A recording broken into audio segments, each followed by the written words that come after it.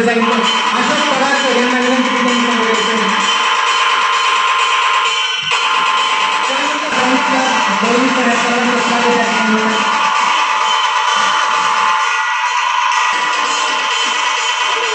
यानंतर पुढील नाव आहे जे मार्गदर्शक आहेत आमच्या प्रत्येक अशोक पगार सर अशोक पगार सर दोघांना व्यक्तिमत्व समाजाच्या पाठीमागे प्रत्येक सुखदुःखामध्ये आनंदाने सहभागी होतात. आनंद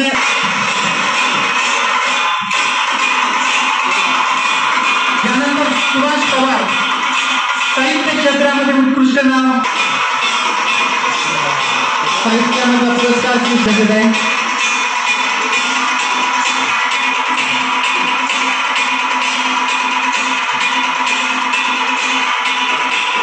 यानंतर पुढचं नाव घ्यायला मला खूप अभिमान वाटतो कारण जसं सगळ्यांच्या भाषेमध्ये समानता हा शब्द आला. व्यासपीठावरील साहित्य भूषण पुरस्कार स्वीकार. यानंतर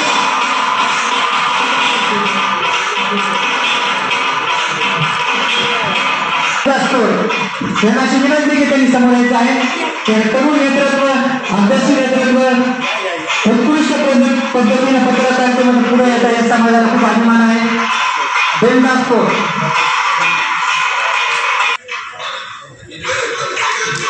आदरणीय गोविंद कपाळे सर या ठिकाणी सर आपले स्वागत.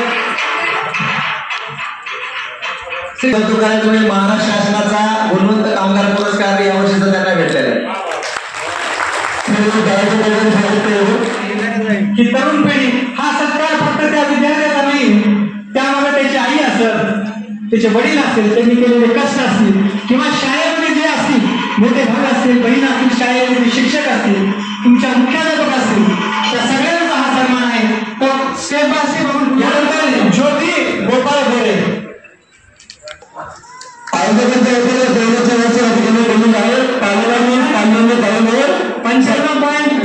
वडील असतील तर दोघांनी सोबत यायचं आहे. त्यानंतर आपण केलेले संस्कारामुळे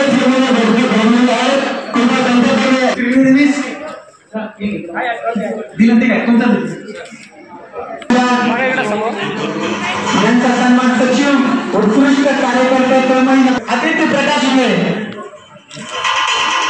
त्यानंतर आता सचिन पांचाल खूप खूप अभिनंदन पंचायत आपल्या पूर्ण कुटुंबाचं. आता केशवजी पंचायत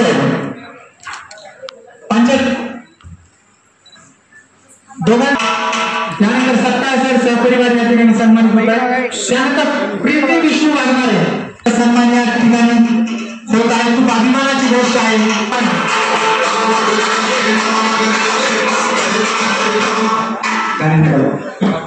वेदांत केशव सत्ता वेदांत केशव सत्ता सर सहपरिवार आपण ऐकलं वेदांत केशव सत्ता. हा त्यानंतर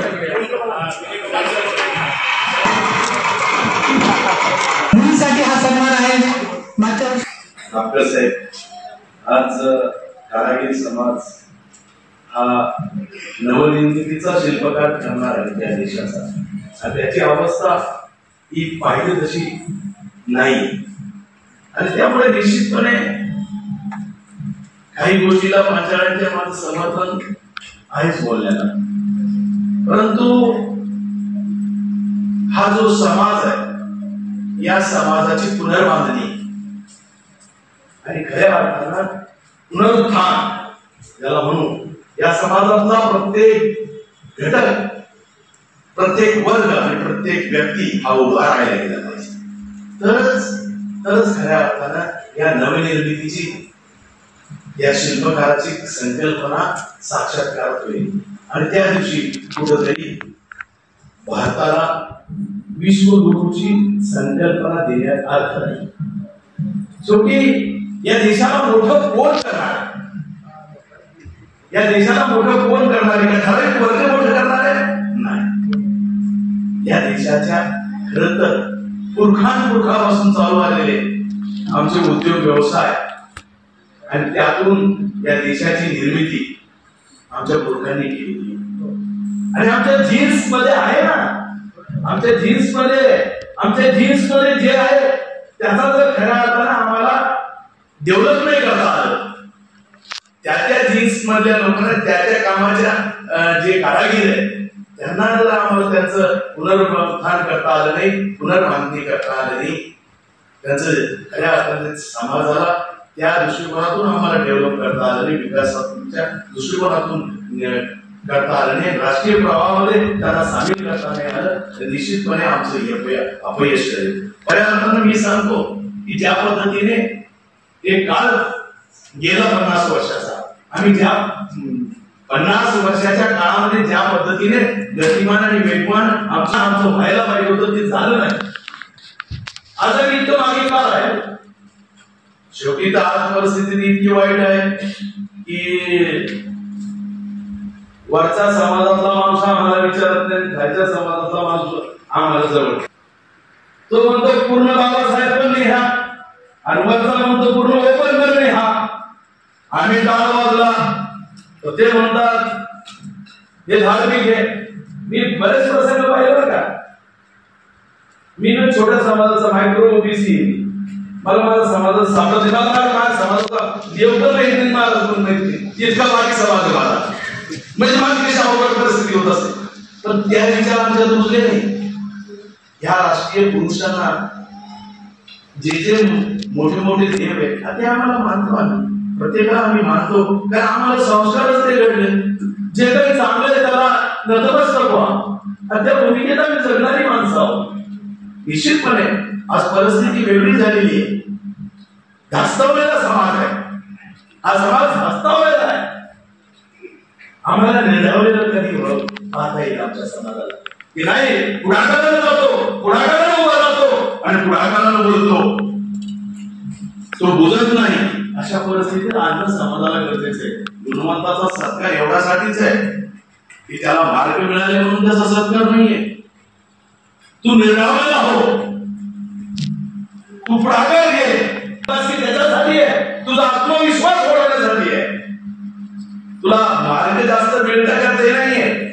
तू आतापर्यंत ज्या शर्यतीत होता त्या शर्यतीत तू पुढे आला तर पुढे तू निर्धावलेला होशील, तू आत्मविश्वासाने जगशील आणि या समाजात उभा राहून या देशाची सेवा करशील. आज खऱ्या अर्थानं आपल्याला बऱ्याच गोष्टीने देशातल्या बऱ्याच केंद्र सरकारनं, राज्य सरकारनं उभे राहण्याची भूमिका घेतलेली आहे. निश्चित आहे 50 वर्षाच्या पूर्वीपेक्षा तर जास्त भूमिका घेतलेल्या आहे. पीएम विश्वकर्मा योजना कशासाठी काढली आणि त्यावर मी जास्त काही बोलत नाही, मला प्रॅक्टिकल बोलायचंय. आता मी कुठेतरी आमदार झालो 37 वर्षानंतर.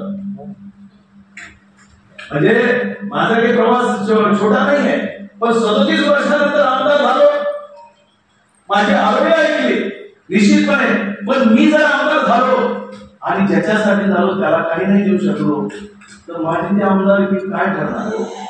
आणि म्हणून पाटीलजी तुमच्या भावनेचा आणि तुमच्या वेदनेचा मी पुरस्कार करतो.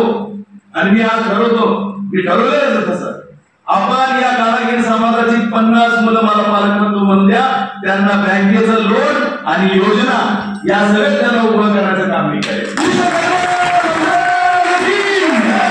कारण उद्या तुमच्या माईकवर यायचं आणि परत भाषण करायचं, तुमचा सत्कार घ्यायचा, फोटो आणायचा पेपरमध्ये. मी ते जीवन पाहिलेलं आहे, छोट्या समाजाचं जीवन पाहिलेलं आहे मी.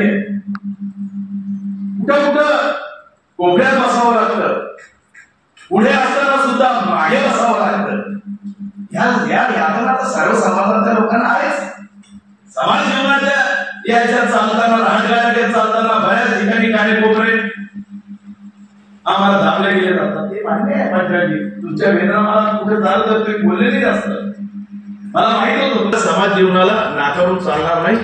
कुठेतरी माझ्या बांधवाला मला मोठं होता आलं तर मी दुसऱ्याला मोठं करू शकतो का माझ्या बांधवाला, ही भूमिका घेऊन या संस्कारातून आपल्याला वाटचाल काढायची आणि त्या वाटचालीनं चालायचंय.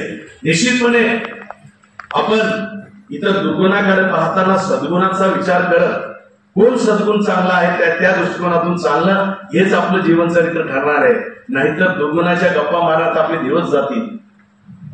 पण सद्गुणांबरोबर राहून आपले आचार विचार आणि आपली प्रगतीचा वेध घेण्याचं काम आपल्या गुणवंतांनी करावं.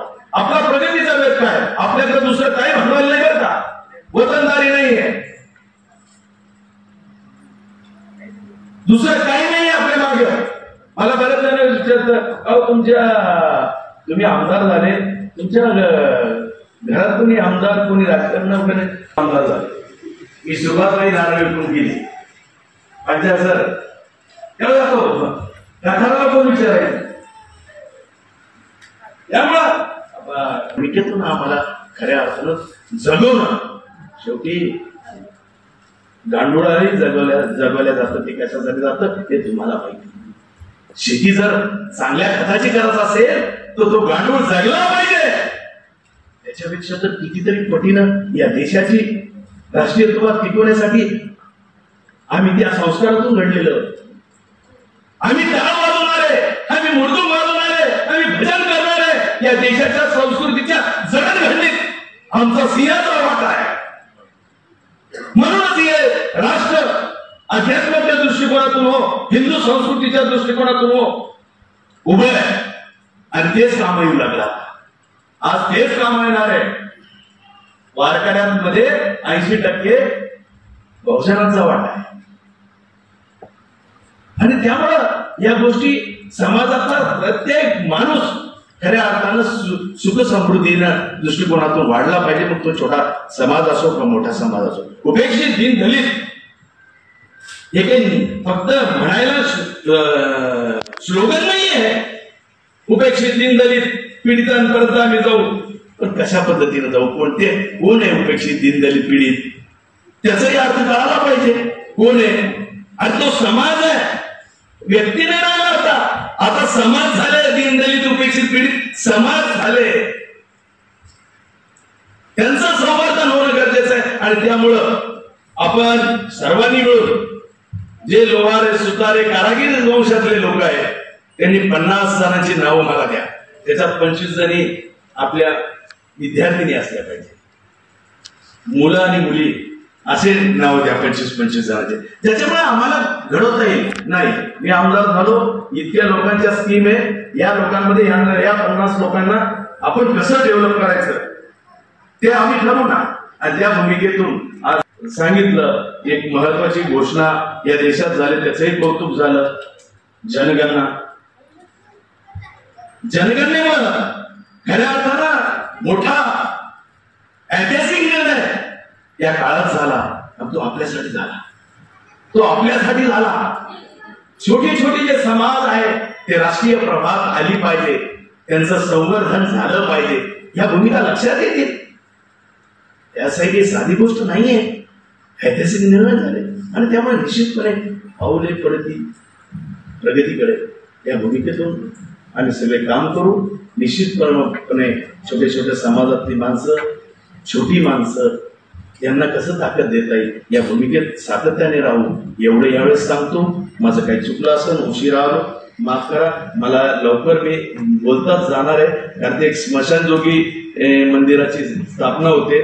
स्मशानजोगीचं माझं एक संघटन आहे आणि त्यांनी त्यांचं मंदिर काढलं त्यांच्या देवताचं, आणि त्याच्यामुळं मी त्या कार्यक्रम त्यांच्या हस्ते भूमिपूजनाचा कार्यक्रम उद्या सकाळी 8:30 वाजता होणार आहे.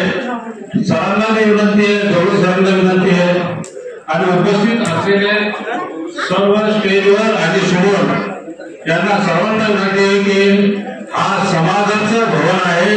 भविष्यामध्ये आपल्या सर्व समाज बांधवांना त्या सांस्कृतिक कार्यक्रम, विद्यार्थ्यांचा सत्कार व इतर सर्व कार्यक्रम आपल्याला त्या ठिकाणी घेता येईल.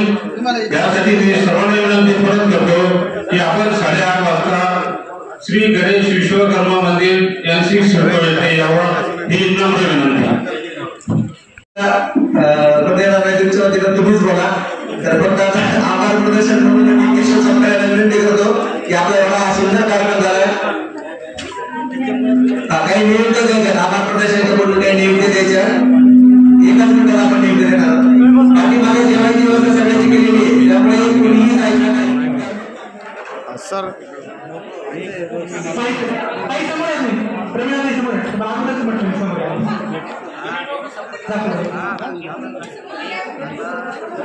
साहित्य तर अजून काही पेपर झालं पुढे शिवकन्या बाळासाहेब जाधव भालेकर मुलीला भालेकर योजने येते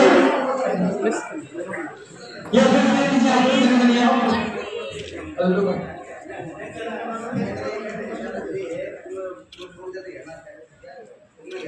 आदरणीय भास्कर सर नागराव पंचायत सदस्य संजय बोरकर सर जो कार्यक्रम आयोजित केला त्या कार्यक्रमाला मला निमंत्रित करण्यात आलं आणि त्या निमित्तानं एक समाजभूषण पुरस्कारही मला दिला.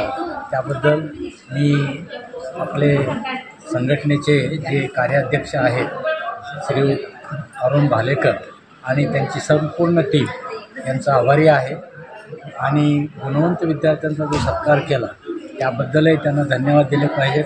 कारण आजकाल विद्यार्थ्यांना खऱ्या अर्थानं जास्तीत जास्त प्रोत्साहित करणं आणि आपल्या समाजातून शिक्षणासाठी मुलांना तयार करणं ही फार मोठी गोष्ट आहे आणि त्यामध्ये त्यांनी हा सहभाग घेतलेला आहे की जेणेकरून इतर मुलांनासुद्धा त्याचा लाभ मिळू शकेल अशी मला खात्री वाटते. पालकांना काय मेसेज देणार सर तुम्ही? शासकीय सेवेमध्ये प्रदीर्घ काळ सेवा केलेली आहे. त्या कालावधीमध्ये अतिशय कर्तव्यदक्ष अधिकारी म्हणून आपला गौरव आहे. तर या संदर्भातले काही अनुभव आपण थोडं शेअर करा.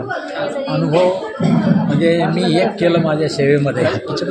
मला प्रत्येक व्यक्ती समोर आल्यानंतर त्याचं काय काम आहे हे अगदी स्वतःहून ऐकून घेणे आणि जर होण्यासारखं असेल तर त्वरित करण्याची कार्यवाही करणे, जर होण्यासारखं नसेल तर त्यांना समजावून सांगणे की का तुझं काम का होत नाही आणि काय केलं म्हणजे ते काम होऊ शकेल. त्यामुळे साधारणपणे जे लोक माझ्याकडे आली तर त्यांना नाराज होऊन परत जाण्याचा प्रसंग फार कमी वेळा आला असेल. आपण मृदू स्वभावाचे अधिकारी पण प्रेमळ आणि लोकांची कामं करणारे असा तुमच्या सेवेमध्ये होता. त्याबद्दल त्याबद्दल मुद्दाम मी सांगतो की गरिबातली गरीब व्यक्ती, कारण मी अतिशय गरीब घराण्यातूनच पुढं आलो त्यामुळे गरिबांची दुःख मला माहीत होती, त्यांचे अडचणी माहिती होत्या आणि पर्यायानं गरीब कुणी आलं तर त्यांना व्यवस्थित वागणूक देणं, त्यांचं काम समजून घेणं आणि जर होण्यासारखं असेल तर त्यांच्या कामात मदत करणं हे मी सातत्यानं प्रयत्न केलेला आहे आणि पार्शालिटी कुठं होऊ दिलेलं नाही. आपला समाज असो, मित्र असो किंवा ज्याची ओळख नाही असा असो, काम पुढं आल्यानंतर कुठलीही पार्शालिटी न करता ते काम कसं होईल हे पाहिलेलं आहे. ओके.